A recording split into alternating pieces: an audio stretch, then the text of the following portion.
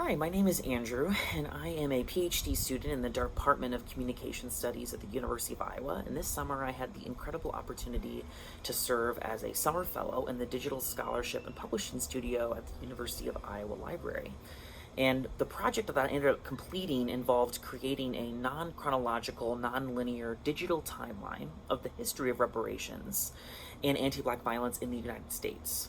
What inspired creating this non chronological timeline was born out of my research on Ta-Nehisi Coates' essay, The Case for Reparations. Coates was a correspondent for The Atlantic who published the essay in 2014 and sparked a national conversation about reparations. And in his essay, he ends up jumping around the timeline of reparations as he makes his case for Black reparations in the United States. He moves around the timeline and jumps from 1923 to 2010, back to 1783, and then forward again. So the timeline really mirrors the non-chronological way that Coates plays with time in his essay. And so I envisioned this timeline to be kind of a guide. So if someone wanted to learn more about Coates' essay, they could use this timeline as a way to make sense out of how Coates is using time as a resource to open up the reparations debate.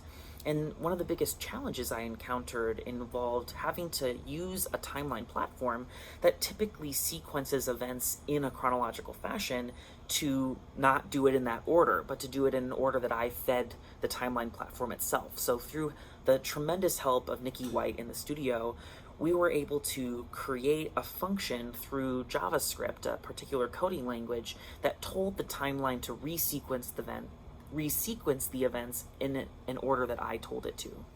And so it was a really wonderful experience, both learning more about the history of reparations, but also having an opportunity to see how digital tools can help push us to think more creatively about the things that we're researching and to really get at both the ideological but also the digital level of how these problems manifest in a number of different spaces. So in my case, looking at how linear senses of time, which are pretty popular and hegemonic in the United States, showcase themselves even on the digital level when looking at a timeline platform. And so I had a wonderful experience in the studio, and I hope that you can look through both of my blog posts and learn more about what my experience was like.